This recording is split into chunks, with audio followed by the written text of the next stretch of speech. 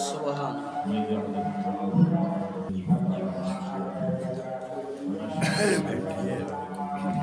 سامنے ہو کے بڑھاؤ.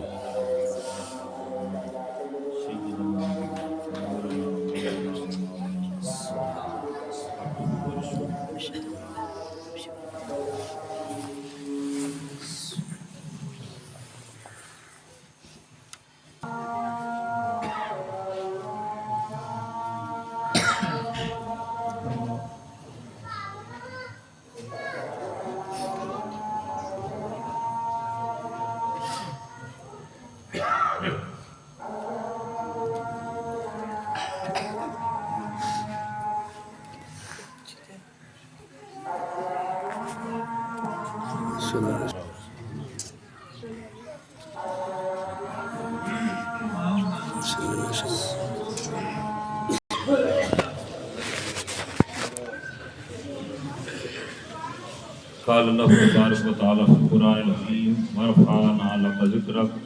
صدق الله العظيم وصدق رسوله النبي الكريم الأمين إن الله وملائكته يصلون على النبي يا أيها الذين آمنوا صلوا عليه وسلموا تسليما الصلاة والسلام عليك يا رسول الله وعلى آله وصحبه الصلاة والسلام عليك يا رسول الله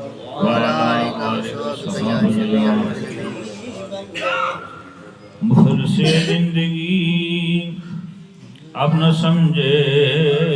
کوئی، مفلس زندگی اب نہ سمجھے کوئی، مجھ کو عشق نبی اس قدر مل گیا، مفلس زندگی اب نہ سمجھے کوئی، مجھ کو عشق نبی اس قدر مل گیا، جگمگائے نہ کیوں اب میرا سے دروں، ایک پتھر کو آئینہ گھر مل گیا،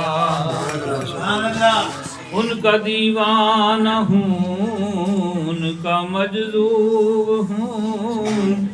کیا یہ کم ہے کہ میں ان سے منسوب، ان کا دیوانہ ہوں، ان کا مجذوب ہوں، کیا یہ کم ہے کہ میں ان سے منسوب ہوں، سرحد حشر تک جاؤں گا بے دھڑک، سرحد حشر تک جاؤں گا بے دھڑک، مجھ کو زاد سفر اس قدر مل گیا، سے زندگی اب نہ سمجھے کوئی، مجھ کو عشق نبی اس قدر مل گیا، جب سے مجھ پر ہوا مصطفیٰ کا کرم، دل مظفر بن گیا چراغ حرم، جب سے مجھ پر ہوا مصطفیٰ کا کرم، دل مظفر بن گیا چراغ حرم، زندگی پھر رہی تھی بھٹکتی ہوئی، زندگی پھر رہی تھی بھٹکتی ہوئی، میری خانہ بدوشی کو گھر مل گیا، سے زندگی اب نہ سمجھے کوئی، مجھ کو عشق نبی اس قدر مل گیا۔ قبل شد احترام حاضر ناظرین و سامعین، اللہ جل مجدہ کا احسان کہ اس نے ہمیں چند لمحے اپنے محبوب کے ذکر گزارنے کی عطا فرمائے، یقیناً یہ لمحے انتہائی خوش بخت اور باسعادت ہیں، اور ہماری خوش نصیبی ہے کہ ہم حاضر ہیں،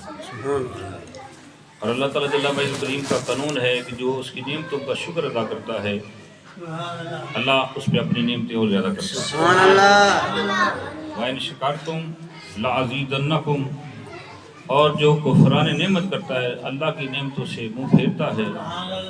اللہ تعالیٰ فرماتا ہے ان عذاب لشدید، بے شک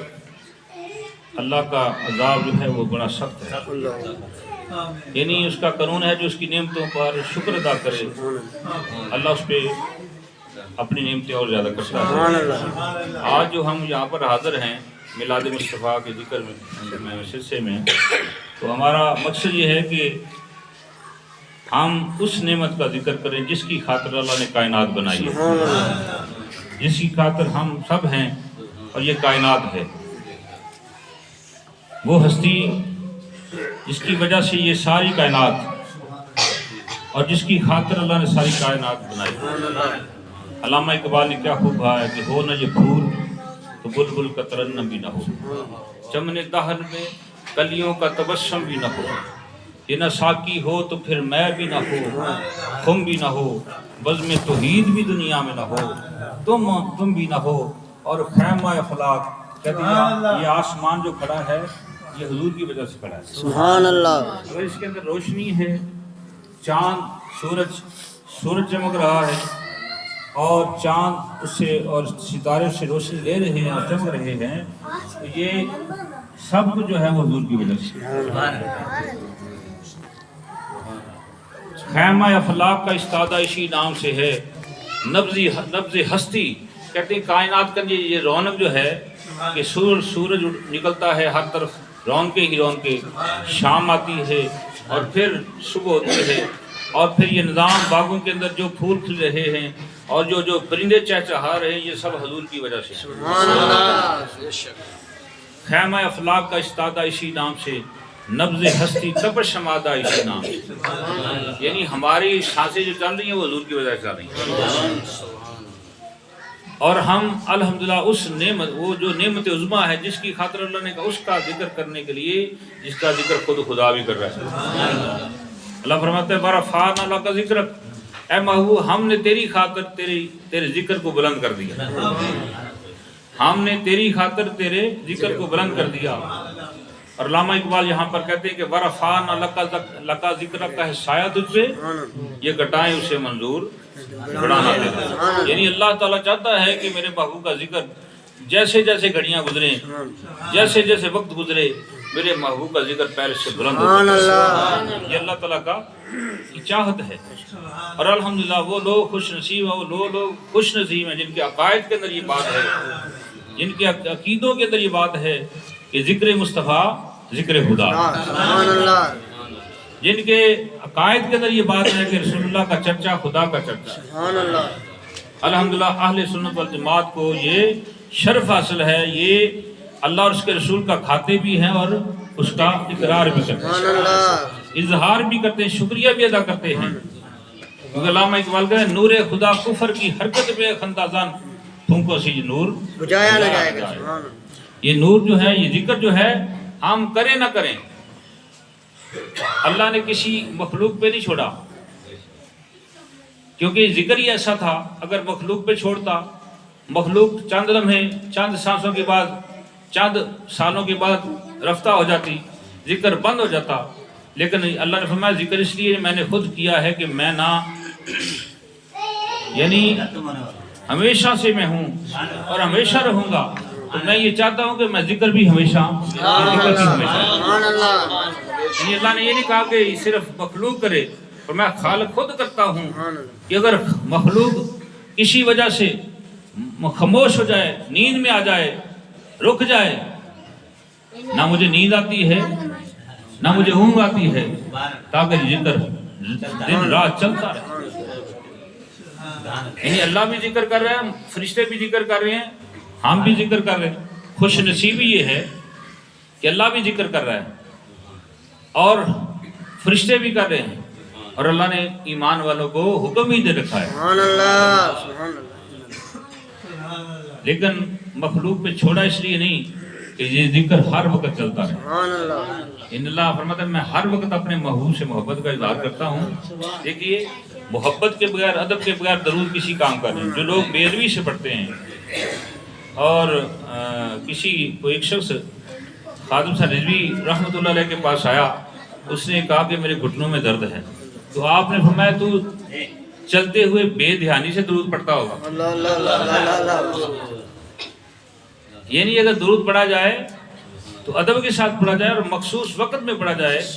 کہ ہمارا دھیان ہمارے دل میں ادب ہو اور زبان جو ہے وہ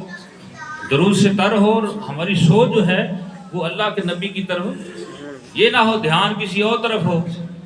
اور زبان کسی طرف چل رہی ہو، تو یہ نہیں ہے۔ اس لیے جب آپ پڑھیں توجہ سے پڑھیں اور خوش طبع ہو کے پڑھیں۔ درود کئی قسم کے لوگ پڑھتے ہیں، کوئی کہتا ہے درود ابراہیم، لیکن درود وہ اللہ کے ہاں درود سارے اچھے ہیں، سب برکت والے ہیں، لیکن درود وہی مقبول ہے جو آپ کو اللہ آپ کا مرشد عطا فرمائے سبحان اللہ اور یا پھر آپ توجہ اور محبت کے ساتھ پڑھیں۔ سبحان اللہ تو حاضر محترم ورفعنا لک ذکرک، اے محبوب ہم نے تیری خاطر، یہ نہیں کہا تیرا ذکر بلند کر دیا، فرمایا تیری خاطر، سبحان اللہ جیسے